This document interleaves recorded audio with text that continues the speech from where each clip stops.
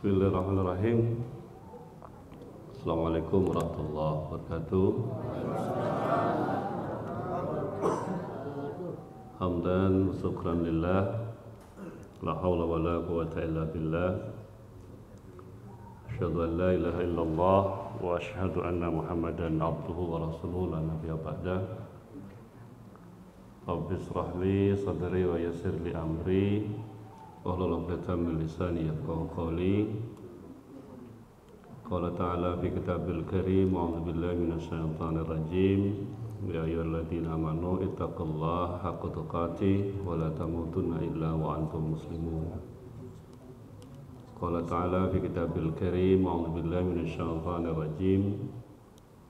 Ya ayyuhalladzina amanu kutiba 'alaikumus shiyam kama kutiba 'alal ladzina min qablikum la'allakum tattaqun. Bapak-bapak, ibu-ibu, jamaah pengajian Ahad pagi Masjid Asyura Kebon Sari Sukun Kota Malang, lebih-lebih unsur pimpinan cabang Muhammadiyah Sukun yang saya hormati. Ini adalah kali kedua saya mengisi kajian Ahad pagi di masjid ini. Saya tadi coba buka file ya, arsip yang ada di HP, atau dalam istilah sekarang itu jejak digitalnya. Jejak digitalnya. Ya, saya ngisi di masjid ini tanggal 24 Mei 2024. Itu berarti setelah Lebaran ya, kalau nggak salah. Ini alhamdulillah saya diminta lagi untuk membersamai ibu bapak para jemaah dalam kajian Ahad pagi yang bertepatan dengan bulan Ramadan. Hari kedua jam 6 pagi. Saya ini kalau udah Ramadan itu kembali ke pola lama, ngantuk kadang-kadang itu. Karena biasanya kalau nggak Ramadan saya itu bikin kopi gitu loh, bikin cappuccino. Karena saya ini punya hobi barista ya. Saya guyon sama teman, saya ini sekarang sudah jadi mbah gitu ya, mbah. Karena alhamdulillah sudah dikaruniai seorang cucu. Lalu sekarang saya menekuni mbah barista gitu loh. Bukan barista yang di kafe-kafe itu ya. Nah, ini karena bulan Ramadan mungkin performanya agak beda ya dibanding di luar bulan Ramadan. Biasanya ada kopi di sini ini. Jadi kita selama bulan Ramadan ini diuji betul itu.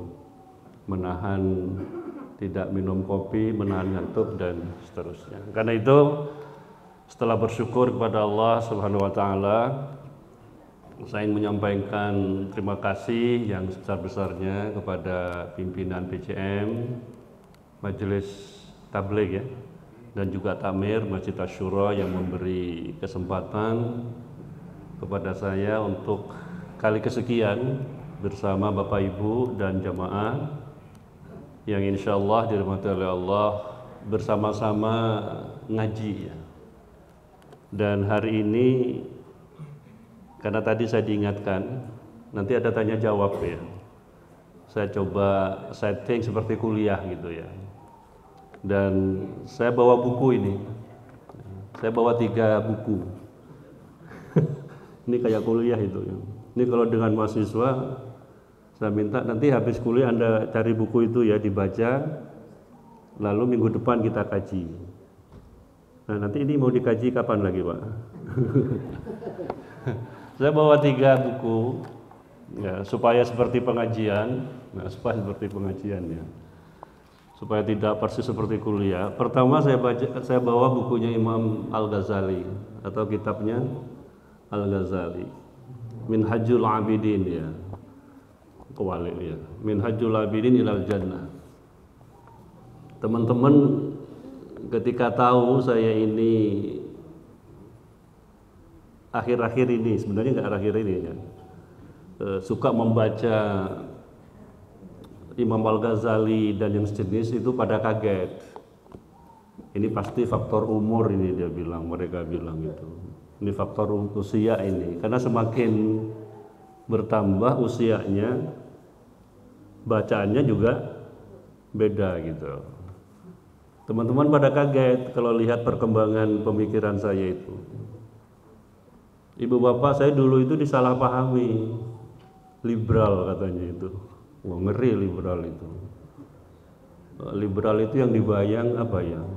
Mengutamakan akal, rasio.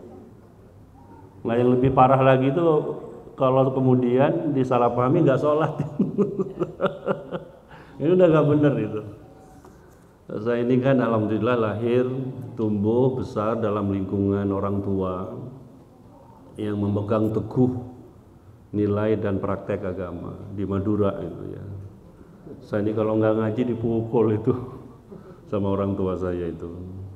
Saya kalau ingat-ingat, kalau sekarang dipukul dilaporkan ke Komisi Perlindungan Anak gitu kan. Nah, saya kalau nggak dipukul nggak bisa ngaji gitu loh. Nah, sekarang saya nggak bisa melakukan hal yang sama sebagaimana dilakukan oleh orang tua saya. Jadi insya Allah saya ini bisa ngaji lah ya. Oke, saya bawa ini Minhajul Abidin Ilal Jannah. Nanti saya jelaskan mengapa saya bawa buku ini, nanti saya gabung ya. Yang kedua, ini pakai bahasa Madura. Judulnya itu Ritual, How Seemingly Senseless Act Make Life Worth a Living. Ini Ritual judulnya, seorang antropolog. Saya sengaja beli buku ini karena minatnya kurang lebih sama dengan saya. Ibu bapak saya ini dosen Fakultas Agama Islam sejak 91. Begitu lulus dari IAIN, saya ketemu dengan Allah Yarham Pak Malik Fajar. Kemudian saya dipanggil kantornya di kampus 2 itu, singkat cerita, kemudian saya mulai mengajar di UMM tahun 91 dan sekarang menjadi guru besar sosiologi agama. Nah, ini penting ini. Supaya nanti kalau Bapak Ibu tanya, biasanya karena tadi saya juga disampaikan habis ceramah ini nanti ada tanya jawab. Nah, pertanyaan dari jamaah itu ngeri-ngeri sedap loh. Kalau di kampus itu kan sudah bisa kita prediksi itu. Tapi kalau jamaah itu bahkan urusan dapur ditanyakan gitu loh. Saya nggak bisa jawab itu nanti itu ya. Oke. Ini udah Mas Ilyas ya. Lalu kemudian saya juga bawa buku berbahasa Indonesia. Ini yang nulis Jeffrey Lang. Jeffrey Lang itu siapa? Jeffrey Lang ini nanti Bapak Ibu bisa googling ya, bisa googling. Bahkan Bapak Ibu bisa tanya ke ChatGPT, apapun bisa dijawab itu. Tapi pernah saya goda itu ChatGPT. Kamu tahu nggak istri saya sebenarnya? Mohon maaf saya nggak tahu istri Anda gitu. Ternyata dia nggak tahu gitu kan. Benar saya tanya itu, saya goda itu ChatGPT itu. Ditanya macam-macam bisa dia. Tapi giliran saya tanya istri saya, coba kamu jelaskan istri saya. Dia minta maaf saya nggak tahu istri Anda itu. Mungkin istri saya belum begitu terkenal ya dibandingkan dengan saya gitu ya. Nah, Jeffrey Lang ini Ibu Bapak pada mulanya adalah seorang mualaf. Ya, dia seorang ahli matematik di San Francisco. Dari keluarga Katolik, keluarganya gitu ya. Tapi kemudian dia menjadi seorang ateis. Ateis itu apa ya? Kalau saya belajar filsafat itu, saya termasuk suka belajar filsafat. Tapi bukan filosof seperti Rocky Gerung ya. Ya, saya suka baca, banyak bacaan-bacaan saya di rumah tentang filsafat. Termasuk saya punya bukunya orang ateis ya, seperti Richard Dawkins, Sam Harris dan seterusnya itu. Pada mulanya orang ateis itu agnostik. Agnostik itu apa ya? Ragu. Dia meragukan terutama keberadaan Tuhan. Karena Tuhan itu kan sesuatu yang gaib, di luar kemampuan kita mempersepsi, di luar kemampuan kita melihat, nggak terlihat memang. Karena itu Tuhan tuh nggak ada. Alam ini tercipta begitu saja gitu loh. Seperti itu. Lalu kemudian dia menjadi ateis. Nah, Jeffrey Lang ini, ibu bapak, ahli matematika San Francisco. Kemudian dia dari keluarga Katolik, ateis, dan menjadi Islam. Tapi yang menarik, dia tidak merubah namanya. Coba Bapak Ibu lihat ya orang yang mualaf. Saya juga punya seorang mualaf yang lain, orang Amerika juga. Ini luar biasa. Nama lahirnya adalah Mark Hansen. Mark Hansen. Dia kemudian mendapatkan kecelakaan, kecelakaan mobil kalau nggak salah. Bapak Ibu nanti bisa telusur juga. Singkat cerita dia menjadi seorang Muslim dan berganti nama menjadi Hamzah Yusuf. Termasuk tampilannya persis seperti bapak kita ini. Nah, jadi berubah. Dan kemudian Hamzah Yusuf ini punya sekolah Zaytuna College di Amerika. Nah, yang menarik di Zaytuna College ini, sekolahnya itu bacaannya itu kitab-kitab Turath yang nggak ada harokatnya itu, yang gundul itu. Ini Amerika loh. Ya, jadi nanti Bapak Ibu yang punya putra putri mau mondok, biasanya kan kemana itu kalau ke luar negeri itu? Ke Al-Azhar, ke Sudan. Seperti nanti Ustadz Haris kan ngisi ya. Oh, itu luar biasa bahasa Arabnya Ustadz Haris itu. Saya dengan beliau supaya saya bisa praktek dan ingat bahasa Arab, saya selalu ngomong bahasa Arab dengan dia. Dan beliau saya senang dengan Ustadz Haris itu karena melayani dengan sabar. Jadi saya mau ngomong bahasa Arab keliru itu dia mantuk-mantuk lalu dijawab. Nah, beliau belajar di Sudan. Ya. Karena itu kalau bahasa Arabnya bagus itu ya wajar gitu loh. Tapi ini Amerika di Zaytuna College belajar kitab. Bapak Ibu bisa lihat di YouTube-nya itu, ya, Hamzah Yusuf itu asik. Ya, dilihat, cuman pakai bahasa Inggris Pak. Ya, pakai bahasa Madura itu kan asik. Senang saya dengan Hamzah Yusuf itu. Nah, yang ini Jeffrey Lang ini tidak merubah nama dan tidak berubah penampilan. Dia tetap sebagaimana orang Amerika. Istilahnya itu American style. Gaya Amerika. Apa orang Amerika itu? Ya kayak saya ini, ya, pakai jas. Cuma nggak pakai songkok gitu. Tapi pakai dasi orang Amerika. Kalau orang Iran nggak mau. Saya pernah ke Iran. Saya lihat semua orang Iran yang pakai jas itu nggak pakai dasi. Ternyata itu ada ideologinya juga itu.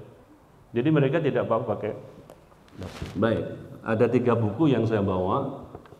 Saya akan memulai dari buku ini, ya, yang berbahasa Indonesia. Judul aslinya pakai short ya, asli pakai short itu. Judul aslinya itu adalah Why We Worship. Why We Worship.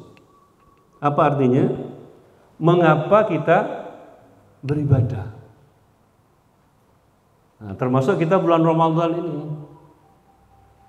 Mengapa kita ini berpuasa dan puasanya luar biasa loh, meskipun tidak seperti Nabi Musa alaihissalam.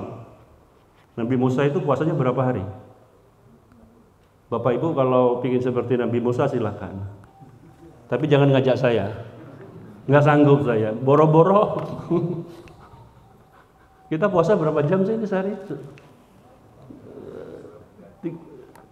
13. Untung di Malang.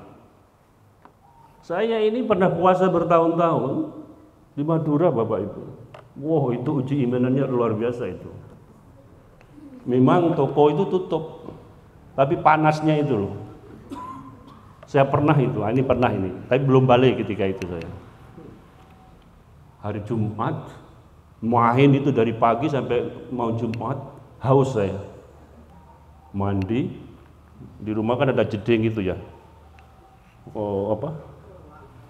Kayak kolam itu. Jebur saya masuk situ sambil minum saya. Tanya sama Abah saya, kamu masih puasa? Mesti puasa? Puasa bah, saya bilang. Itu anak-anak lah. Ya. Insya Allah paling malaikat itu senyum-senyum dengan saya itu. Kan anak-anak itu kan belum apa? Kan ada 3 itu kan yang terbebas dari ketentuan hukum. Pertama apa? Orang gila sampai normal, sampai keluar dari rumah sakit Benur atau dari rumah sakit Lawang. Yang kedua, orang tidur sampai bangun. Ya. Yang ketiga, anak-anak children, kata orang Madura itu, anak-anak sampai kemudian dia balik. Ini sebenarnya kalau saya ngomong balik, ini menarik ini ya. Tapi nantilah di sesi berikutnya itu kan. Karena mau saya kaitkan dengan soal kemandirian. Oke. Jadi Bapak Ibu sampai di mana tadi ya, karena sudah kemana-mana itu. Saya coba kaitkan puasa itu 13 jam. Kita beruntung ada di garis Khatulistiwa. Coba Bapak Ibu puasa di Eropa. Di dekat kutub sana itu, kalau pas musim panas. Bukan 13 jam Bapak Ibu, bisa 18 jam. Nah, kita ini beruntung sebagai seorang muslim, dan dimanapun, apalagi termasuk di Malang itu, saya maghrib kemarin ya, bingung saya ini. Ini adzan musola sebelah mana ya ini itu ya? Satu RT loh padahal. Ini yang mana Bu? Saya bilang. Ada yang saya pahami itu, kalau yang adzan itu Pak Tari. Karena sudah umur 90. Kalau adzan itu Mas, Allahu Akbar. Ini Pak Tari ini berarti ini. Ini musola sebelah timur saya itu. Orang ini awet. Dia selalu mengaku muridnya Sunan Kalijogo. Saya senang dengan Pak Tari ini.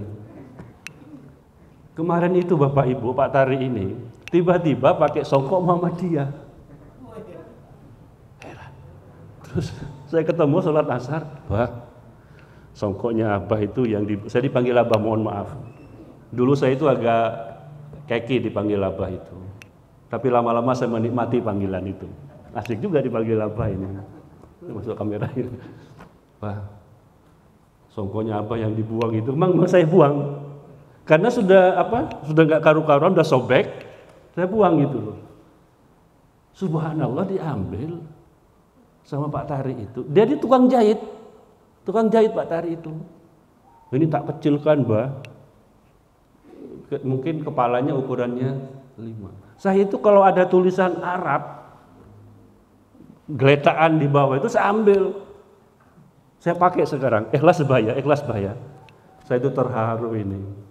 Alhamdulillah salah satu jamaah saya sudah jadi, meskipun sebatas songkoknya gitu kan, begitu kan. Kayak gitu itu. Nah, Bapak Ibu, kita beruntung. Di mana-mana kita ketemu dengan musola, dimanapun kita ketemu dengan adzan, sampai saya bingung ini adzan sebelah mana.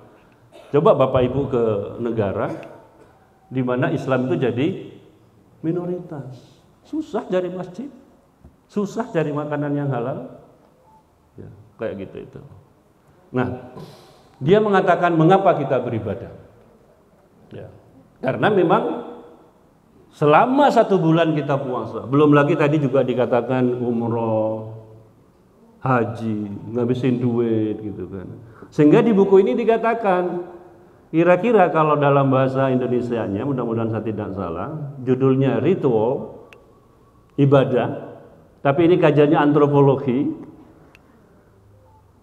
Kira-kira begini, kok bisa ya, how seemingly senseless. Jadi sesuatu yang tidak masuk akal, kok bisa ya satu masuk akal, menjadikan hidup kita ini worth living, berharga. Kok bisa ya sesuatu yang tampaknya tidak masuk akal, Tidak masuk akal. Jengkang-jengking gitu kan. Ya, ngabisin duit umrah berapa Ustaz? Hah? Tergantung paketnya kan. Paling murah berapa? 25. Siapa yang terakhir umrah di sini itu? Ya. Sampai 50 bisa juga.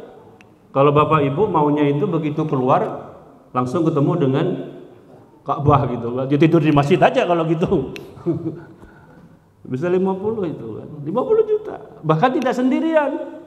Anaknya dibawa, istrinya dibawa, cucunya dibawa. Itu bagi orang yang yang mengutamakan rasio, ini nggak masuk akal ini. Lalu kemudian kita keliling gitu, tawaf sambil pakai apa? Baju putih-putih. Habis itu kita sa'i.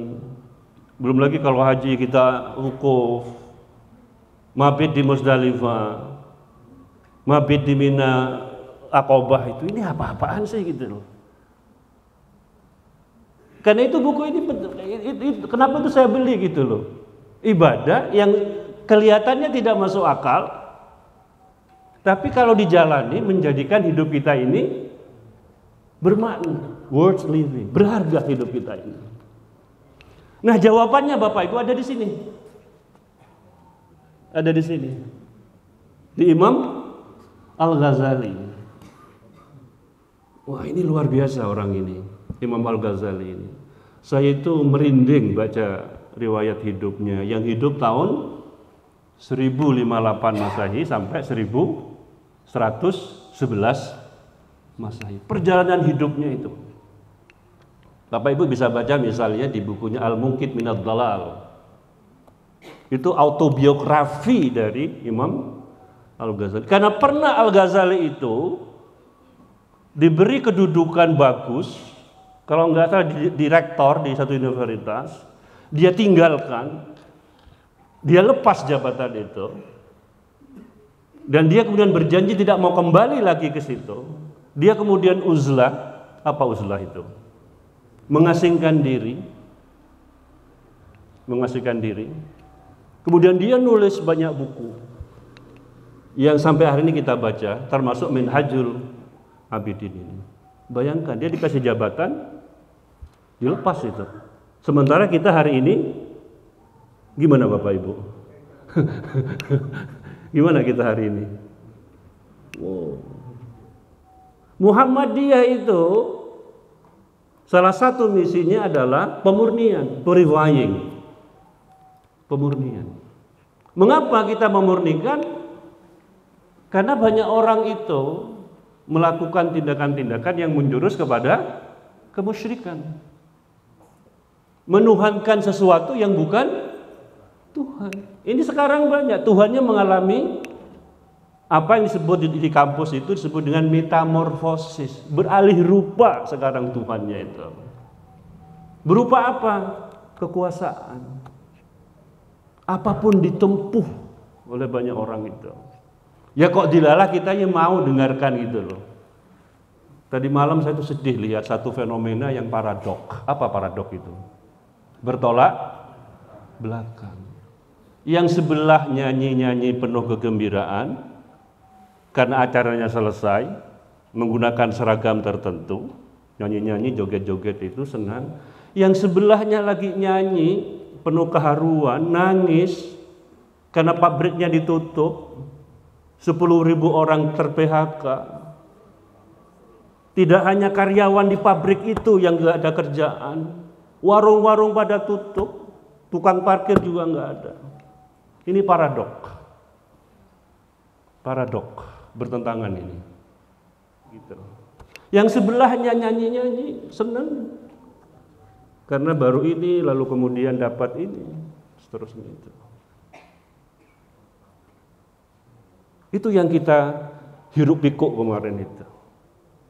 Yang dengan berbagai macam cara kita lakukan untuk mendapatkan kekuasaan itu. Tapi Imam Al-Ghazali mengajarkan kepada kita. Dan saya tulis itu di harian Kompas. Judulnya adalah Kekuasaan sebagai Ujian. Kalau kita ingin mengetahui karakter orang itu, Ada satu kutipan, if you want to examine a people, a man, give him a power. Kalau Anda ingin menguji kepribadian orang, kasih dia kekuasaan. Dan kata Imam Ali bin Abi Thalib, saudara Bapak Ibu rahimakumullah, di Nahjul Balaghahnya, orang itu berubah karena 3 hal. Orang itu berubah karena 3 hal. Pertama, dia dekat dengan kekuasaan. Oh, ini A1 ini. Oh, ini berubah itu. Ini baru dekat lah Bapak Ibu. Udah berubah penampilannya. Ketemu dengan orang, kamu siapa ya? Saya kok lupa ya. Dulu sama orang begini, sekarang udah berubah. Ini baru dekat dengan kekuasaan. Yang kedua, kalau dia berkuasa. Itu bisa berubah. Yang ketiga, dulu pernah nggak punya apa-apa, lalu punya apa-apa. Miskin lalu kaya, ini berubah. Kalau itu tidak berubah, ini luar biasa orang ini. Tapi kebanyakan orang itu berubah karena 3 hal. Dekat dengan kekuasaan, dia berkuasa. Yang ketiga, pernah miskin lalu kaya.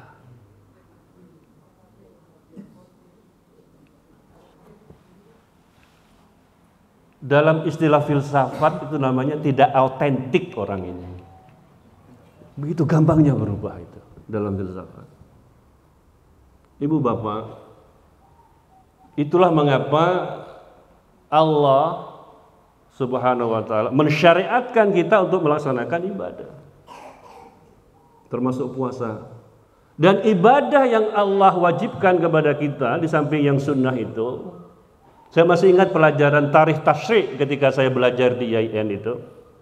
Saya dapat pelajaran namanya tarikh tasyri'. Ya, masih ingat saya, dan bukunya masih ada di rumah itu. Syariat yang Allah berikan kepada kita itu adalah pertama taqlilut taklif. Enggak banyak. Subuh paling 2 rakaat. Bapak Ibu meskipun sergap jangan minta lah. Gimana kalau ditambahin 25 rakaat sekalian olahraga? Boro-boro 2 rakaat aja kita ngantuk. Itulah mengapa kemudian adzan kita ada teks as-salatu khairum minan naum. Ya, salat itu lebih baik daripada tidur. Tangio kira-kira begitu kan. Baru pertama ngomong lagi semua muadzinnya itu si Pak Tari tadi. As-salatu khairum minan naum. Tambah tidur kita kan dari itu. Baru 2 rakaat itu. Sedikit taklilut taklif. Yang kedua Bapak Ibu adalah adamul kharaj. Menghilangkan kesulitan. فَمَنْ كَانَ مِنْكُمْ مَرِيضًا أَوْ عَلَى سَفَرٍ فَعِدَّةٌ مِنْ أَيَّامٍ أُخَرَ وَعَلَى الَّذِينَ يُطِيقُونَهُ فِدْيَةٌ طَعَامُ مِسْكِينٍ فَمَنْ تَطَوَّعَ خَيْرًا فَهُوَ خَيْرٌ لَهُ وَأَنْ تَصُومُوا خَيْرٌ لَكُمْ إِنْ كُنْتُمْ تَعْلَمُونَ. Bisa ngaji saya kan? Madura. Faman kana minkum maridan aw ala safarin fa'iddatun min ayyamin ukhar. Kalau kamu sakit dan safar bepergian, ya boleh enggak puasa. Itu yang dimaksud dengan apa tadi? Adamal haraj. Meniadakan kesulitan. Enak Islam itu. Ya, pakai itu. Keringanan dari Allah itu. Jadi kalau bepergian, Bapak Ibu di pesawat, sholat aja. Menghadapnya kemana? Ya menghadap kemana arah pesawat itu. Jangan dadak balik itu, nggak perlu. Lucu jadinya. Akhirnya nggak ada Pak, tayamum. Enak Islam itu. At-taisir, memudahkan. 3 prinsip itu. Nah puasa ini kan hanya 13 jam. Bapak Ibu kalau mau lebih ke Eropa nanti musim panas, coba aja uji iman gitu loh. Itu tidak hanya cuacanya, bahkan lingkungannya juga tidak kondusif. Jangan harap ada tulisan hormatilah orang yang berpuasa lalu toko pada tutup, enggak. Saya sama istri itu ketika saya ke Norway untuk pertama kali diingatkan, awas loh jangan toleh kanan toleh kiri, dibilang itu. Begitu pulang saya ditanya sama istri saya, gimana pesan saya? Toleh kanan toleh kiri? Enggak, kok bisa ya? Karena di depan saya sudah ada, saya bilang. Enggak perlu toleh kanan, enggak perlu toleh. Depan saya sudah ada, saya bilang. Ngaco kamu, dia bilang itu. Ya gitu. Nah supaya kita tidak berubah Bapak Ibu, ya melaksanakan ibadah itu. Apa tujuannya? Tadi sudah baca kan? Ya ayyuhalladzina amanu kutiba alaikumus siyamu kama kutiba alal ladzina min qablikum la'allakum tattaqun. Ya, bertakwa. Ada yang ngaji nih rupanya. Ya, untuk bertakwa. Takwa itu apa? Nah, ada di sini. Ada di Minhajul Abidin Al-Jannah. Nah, saya coba baca. Saya reka-reka aja. Saya tidak seperti Ustadz Haris ya. Mudah-mudahan saya tidak salah itu. Ya. Saya baca. Nah. Takwa itu apa Bapak Ibu? Dia katakan di dalam Al-Quran itu, wattaqwa fil Quran tutlaqu ala thalathin asya. Dia bilang, takwa itu di dalam Al-Quran ada 3 pengertian. Dan insya Allah kita melaksanakan semua itu. Pertama, apa dia bilang? Al-khasyah wal hibah. Bukan gibah ya, hibah pakai ha. Al-khasyah wal hibah. Ha. Orang Jawa kalau ngomong ha gimana? Ha. Hibah.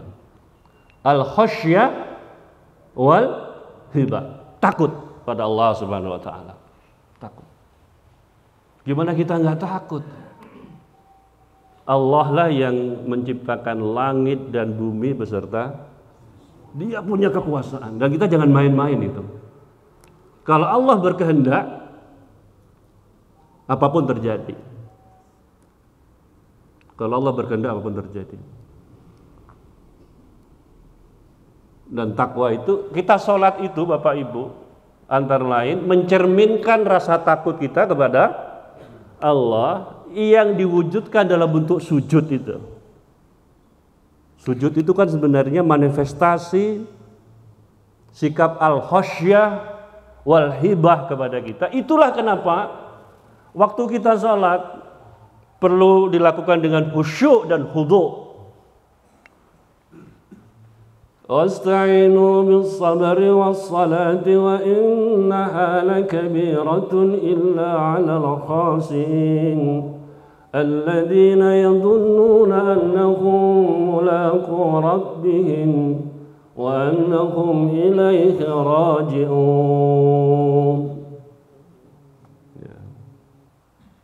Coba perhatikan itu. Wasta'inu bis-sabri was-salah wa innaha lakabiratun illa 'alal khashiin alladzina yadunnuna annahum mulaqu rabbihim wa annahum ilaihi raji'un. Jadikanlah sabar dan salat sebagai penolong kalian. Sabar. Ya Allah, pendidikan sabar ini luar biasa. Iya. Betul itu. Saya selama ini pernah sebelumnya ngomong kamu sabar ya, sabar. Gusti Allah ngomong, awamu jangan ngomong doang sama sabar itu. Allah ngasih ujian kesabaran pada saya. Oh ini toh sabar ini. Gampang ngomongnya tapi susah melaksanakannya. Kalau kita gak punya iman, kalau kita punya takwa pada Allah Subhanahu wa taala. Sabar ya Leo, sabar dok ya, sabar ya. Ini sudah ujian, gampang Bapak Ibu ngomong. Tapi coba Bapak Ibu yang melaksanakan. Allah pernah memberikan pelajaran tentang sabar pada saya. Sampai dibilang sama seorang teman, Pak Samsul sabar sesabarnya sabar. Apa ada itu? Sabar. Apa toh kuwi? Sabar. Sudah sabar, belum cukup itu. Sesabarnya sabar. Pasrah sepasrahnya pasrah, tawakal setawakal. Serahkan sama Allah Subhanahu wa taala. Ngeri pelajarannya. Saya buka di buku tasawuf itu enggak ada. Mana ya? Bab mana yang enggak ada? Tapi orang ini ngomong sama saya dan saya percaya sama orang ini. Sudahlah Bapak, sabar sesabarnya sabar. Habis itu saya bisa tidur nyenyak itu. Kayak gitu itu. Jadi kita minta tolong kepada Allah dengan sabar dan sholat. Tapi keduanya kata Allah susah dilakukan kecuali bagi orang yang khusyuk. Di dalam buku tasawuf yang saya baca ditambah khudu. Kira-kira kalau khusyuk itu suasana batin. Spiritualitas kita di dalam. Ya, itu khusyuk. Ya tentu kita masih ingat lah gitu kan. Ya. Kalau pelajaran waktu saya di India itu, saya pernah ke India belajar meditasi. Bapak Ibu jangan curiga loh ya. Mindfulness namanya itu. Mindfulness. Apa itu mindfulness? Kalau Bapak Ibu hadir pengajian pagi ini, yang ngaji Samsul Arifin jangan ingat Ustadz Hadi Hidayat. Jangan ingat UAS Ustadz Abdul Somad. Nikmati USA. Siapa USA itu? Ustadz Samsul Arifin. Supaya apa? Supaya kita nyaman, enak, tentrem, bahagia. Nah kadang-kadang kita ini badannya ada di sini, tapi jiwanya ada di mana-mana. Itu biasanya kita nggak syukur itu. Iya, gak syukur. Imam Al-Ghazali di Ihya Ulumuddin bicara soal sabar dan syukur. Nanti bisa kita bahas itu. Berat dilakukan kecuali orang yang merasakan alladzina yadunnuna annahum mulaqi rabbihim wa annahum ilaihi raji'un. Kecuali bagi orang yang ketika sholat dia yakin dia berjumpa dengan Allah dan akan kembali kepada Allah Subhanahu wa taala. Inna lillahi wa inna ilaihi raji'un. Jadi sholat itu sebenarnya latihan di situ. Tadi malam saya dapat data dari teman itu tentang apa ya? BKD namanya, beban kerja dosen. Di situ ada tanggalnya itu, saya perhatikan. Ini teman-teman dosen saya ini di UMM sudah ada yang 60, sudah 65 tahun mau pensiun. Saya bilang, cepat sekali gitu kan. Cepat sekali. Al-waktu kasyaf. Waktu itu begitu cepat kayak pedang itu. Seperti itu. Jadi khusyuk. Khudu itu apa ya? Ya lebih pada ininya, apa namanya? Fisiknya, gerakan, bacaannya. Tapi kemudian kita jangan berhenti di bacaan sama gerakan. Karena menurut Ibnu Athaillah Al-Sakandari dia bilang al-a'malu suwarun qa'imatun wa ruha fi sirril ikhlasi fiha. Ibadah itu seperti kerangka badan jasmani. Gerakan bacaan itu Bapak Ibu boleh berbeda soal bacaan sama gerakan. Allahu Akbar. Ada yang gini. Teman saya dari Tunisia, Allahu Akbar. Enggak sendekat. Saya jadi makmum orang. Bismillahirrahmanirrahim. Alhamdulillahi rabbil alamin. Basmalahnya dijaharkan. Satu saat ada imam lain. Bismillahirrahmanirrahim. Alhamdulillahi rabbil alamin. Ar-Rahmanir-Rahim. Basmalahnya disirkan. Itu namanya ikhtilaf. Kita nggak bisa berdebat soal itu, meskipun Muhammadiyah punya prinsip. Ya, kita pakai itu. Allahumma ba'id binas sursa. Tapi sekali lagi, Bapak Ibu, itu bacaan, itu gerakan. Tapi yang terpenting adalah ikhlasnya itu. Yang nanti mau saya bahas. Bagian dari pengertian takwa menurut Imam Al-Ghazali. Sudah jam 7 itu.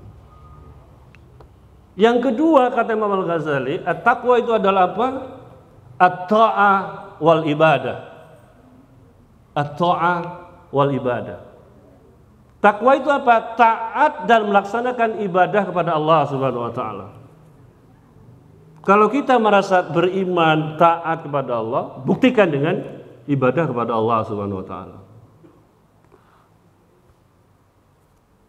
Lalu yang ketiga ini yang berat ini. Saya merinding baca ini. Jangan-jangan kita masih belum, termasuk saya. Karena itu materi pengajian ini, Ibu Bapak rahimakumullah, pertama-tama tertuju kepada saya, dan selanjutnya mudah-mudahan bisa sampai kepada Ibu sekalian. Al-Ghazali mengatakan, "Wasalis bimakna tanzihul qalb anil dzunub." Takwa yang ketiga itu apa? Mensucikan hati kita dari dosa. Hati. Ya. Nah, di bab ini Bapak Ibu, saya coba baca ya. Ada bab yang sebenarnya merinding saya itu. Ya, ada bab yang dia sebut dengan al-qawadih. Ya, al-qawadih. Apa al-qawadih itu? Hal-hal yang merusak ibadah kita. Jadi kita sudah khasyah wal hibah, sudah at-ta'at wal ibadah, tapi jangan-jangan kita belum tanzihul qalb anid dzunub, membersihkan hati kita dari dosa. Di Bidayatul Hidayah ditulis juga Imam Al-Ghazali, dia membahas apa yang dia sebut dengan induk kejahatan. Induk kejahatan, ibunya kejahatan. Mohon maaf ibu-ibu ya, ibunya. Karena dari situ lahir kejahatan, dosa-dosa yang lain. Apa? Ada 3 dia sebut. Pertama hasad. Yang kedua riya. Yang ketiga ujub. Bapak Ibu bisa baca di Bidayatul Hidayah. Ini yang disebut sebagai dosa hati. Pertama hasad. Hasad itu apa? Saya baca definisinya menurut Imam Al-Ghazali, ialah ketidakrelaan kita terhadap nikmat yang Allah berikan kepada orang lain, kepada teman kita, jamaah kita, saudara kita, berupa ilmu, berupa harta, berupa kedudukan, dan kita bahkan kita ingin supaya ilmu, harta, kedudukan itu lepas dari dia. Hasad, dengki. Berbagai macam cara dia lakukan. Dalam ungkapan orang sukun, orang Kebonsari, senang melihat orang susah, susah melihat orang senang. Itu namanya hasad. Ini induk. Kadang-kadang kita seperti itu kan? Ya. Itu yang kedua. Yang pertama. Yang kedua adalah riya. Riya itu apa? Pamer. Pamer kesalehan, pamer ibadah kita. Bukan karena Allah. Kan itu mengapa Bapak Ibu ketika kita lihat Allahu Akbar, kita mengatakan itu tidak talafut ya, cukup dalam hati ya. Allahu Akbar. Meskipun ada juga mengatakan itu soal ikhtilaf.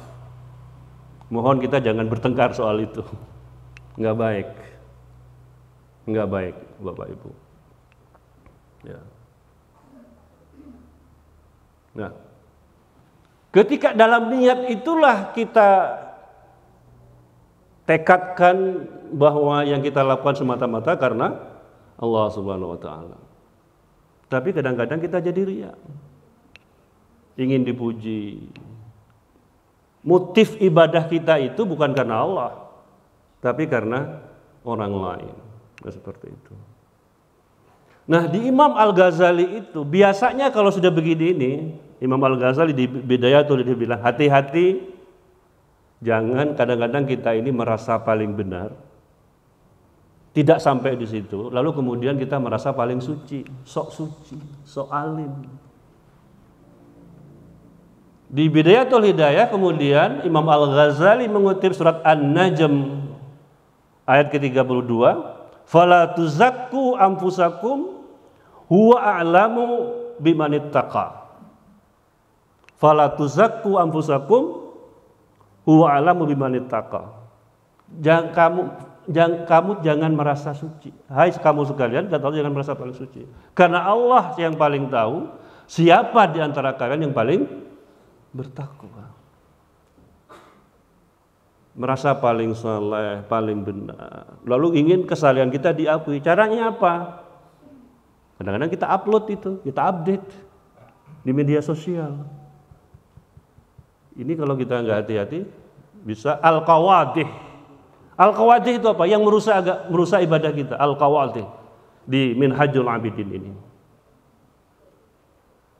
Nah, kemudian yang ketiga, Ibu Bapak, bagian dari tanzihul qalb anid dunub tadi itu adalah ujub, sombong, takabur.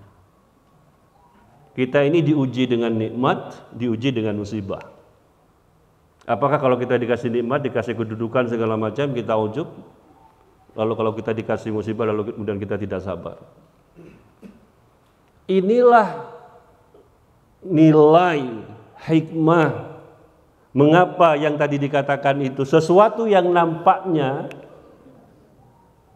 apa itu tidak masuk akal, senseless, tapi kalau kita lakukan akan menjadikan hidup kita worth living, bermakna.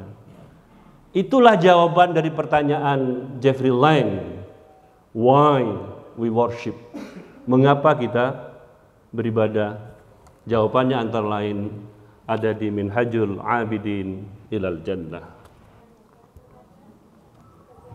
Kak dengar saya? Iya, suaranya kurang keras. Maju. Auranya bisa.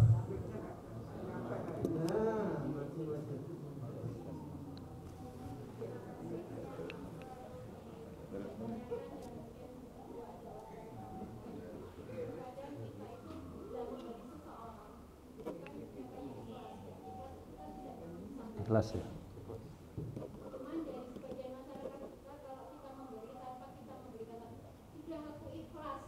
Oke. Ya.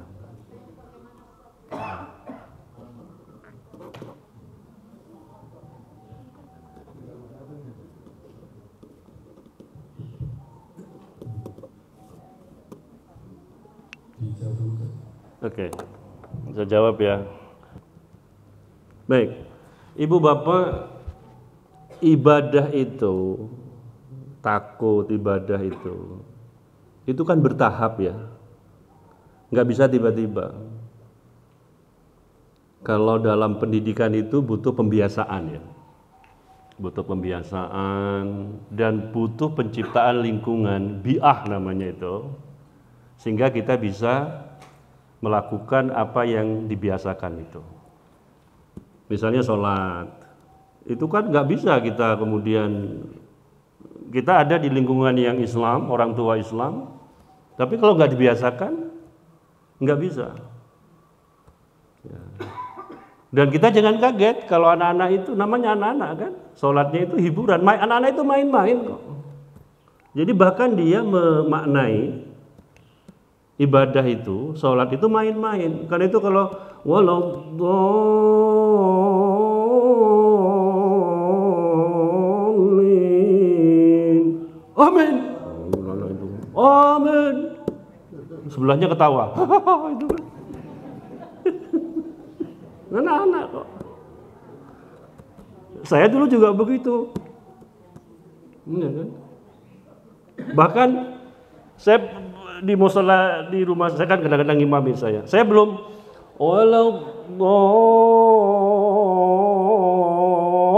amin itu. Belum waladhdallin saya itu. Sudah didahului. Buyar saya sudah itu. Masa saya mau nolak gitu? Gitu kan enggak boleh. Itu anak-anak.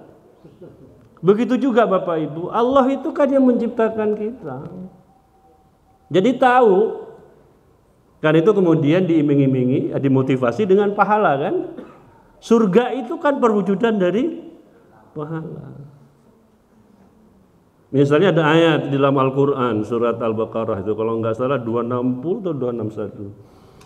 Mathalul ladzina yunfikuna amwalahum fi sabilillahi kamathali habbatin anbatat sab'a sanabila fi kulli sumbulatin mi'atu habbah.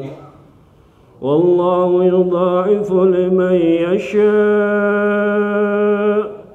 Wallahu wasi'un alim. Ini al-mithal, perumpamaan dalam Al-Quran. Saya punya buku yang ditulis oleh Imam Al-Mawardi, Al-Amthal fil Quran. Jadi buku ini bicara soal perumpamaan dalam Al-Quran. Imam Al-Mawardi, yang salah satu kitab yang terkenal, Al-Hakamus Sultaniyat, tentang pemerintahan dalam Islam.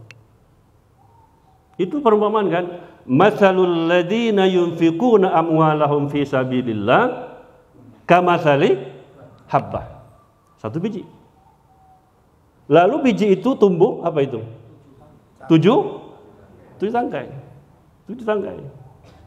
Kemudian dari masing-masing tangkai itu apa itu? Ada 100 apa itu? Iya, 100 biji. Berarti 700. Jadi kalau Bapak Ibu itu berinfak 1000 katakanlah, ini umpamanya, dimisalkan pahalanya 700 kali lipat. Berarti 1000 kali 700, apa memang begitu? Lalu kalau nyumbang 1 juta ke Masjid Asy-Syura ini 700 juta, apa memang begitu? Ini perumpamaan untuk menjelaskan bahwa infak itu di samping berpahala memang mensuburkan, memberikan keberkahan kepada kita. Al-Ghazali mengatakan keberkahan itu apa? Az-ziyada al-khair, bertambahnya kebaikan. Nanti wujudnya adalah pahala. Itu supaya kita termotivasi. Tapi bagaimana Bapak Ibu kalau kemudian kita sudah melampaui, beyond namanya itu, beyond, melampaui itu? Ada banyak. Abu Ghuldab menulis kitab judulnya Al-Ulama Al-Uzzab. Tahu artinya ulama Al-Uzzab itu?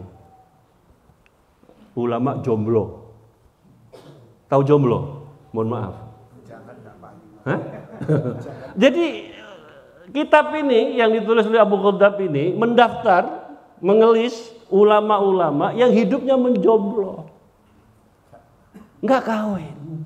Waktunya dihabiskan untuk apa? Untuk beribadah, untuk menulis kitab, mencari ilmu.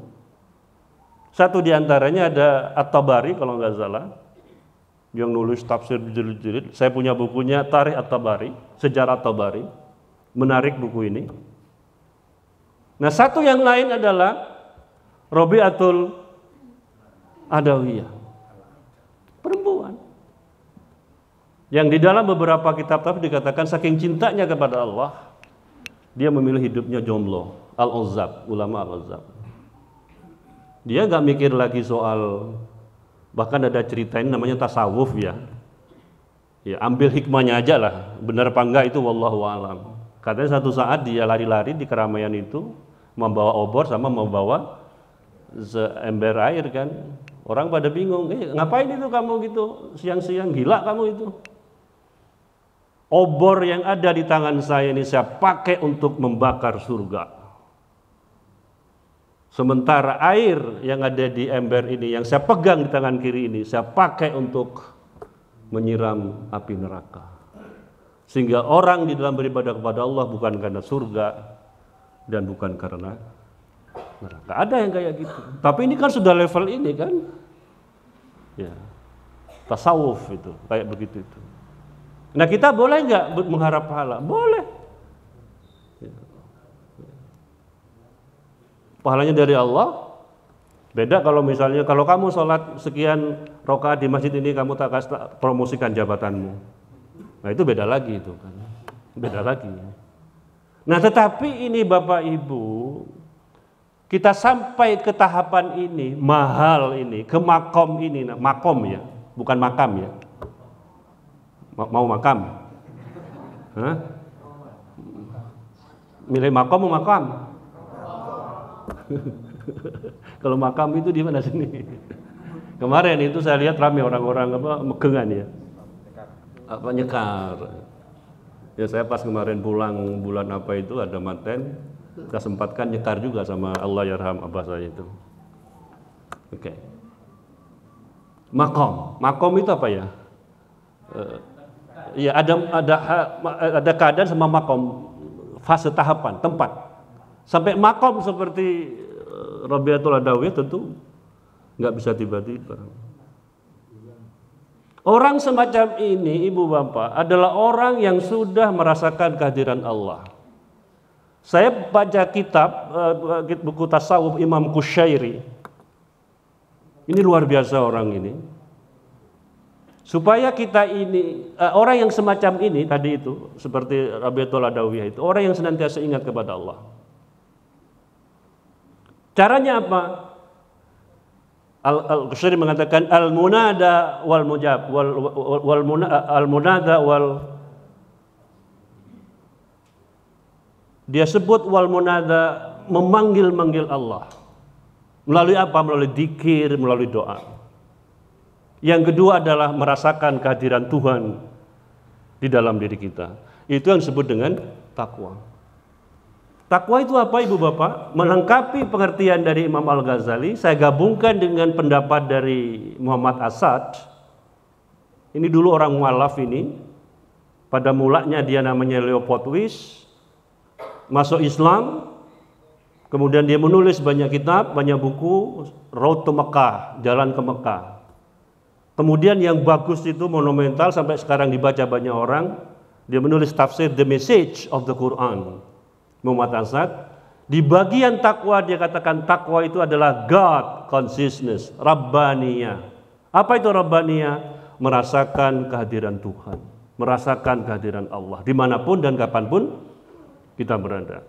Nah orang yang merasakan semacam ini, ya dia sudah bahagia itu, udah nggak mengharapkan apa-apa lagi. Ya, sudah melampaui tadi pahala itu kan, karena dia udah yakin ya, Allah akan meridhoi apa yang dia lakukan. Dan ini butuh riyadhah, butuh latihan. Begitu ibu ya. Jadi, tapi kan ibu siapa tadi yang tanya itu? Tadi yang tanya siapa? Nah, tapi kan ibu bukan al-uzzab toh? Enggak jomblo toh? Iya, alhamdulillah gitu kan, kayak gitu itu. Nah, sehingga kemudian ini nanti mempengaruhi sikap ikhlas kita. Ya. Memang ini kita dibutuhkan kehati-hatian ya. Tadi saya membaca surat Al-Baqarah, itu ada sambungannya. Ya ayyuhalladzina amanu la tubtilu sadaqatikum bil manni wal adha. Itu ya. Jadi ya ayyuhalladzina amanu la tubtilu sadaqatikum bil manni wal adha kalladzi yunfiqu malahu ria'an nasi wa la yu'minu billahi wal yaumil akhir dan seterusnya itu. Wahai orang beriman, janganlah kamu membatalkan pahala sedekahmu dengan cara menyebut-nyebut. La tubdilu sadaqatikum bil man. Ada kayak gitu itu. Itu bagian dari cara kita untuk bersikap. Boleh enggak kita menuliskan? Boleh juga sebenarnya supaya menjadi motivasi. Tapi dibutuhkan kehati-hatian gitu loh. Ya kita ini kan bukan nabi. Bukan wali kita ini. Kita ini Samsul Arifin yang kalau dikasih nasi berpiring-piring masih mau gitu loh. Mendingan hati-hati supaya tidak masuk pada kategori al-qawadih tadi yang disebut oleh Imam Al-Ghazali itu, yang merusak. Wallahu a'lam bishawab. Assalamualaikum warahmatullahi wabarakatuh.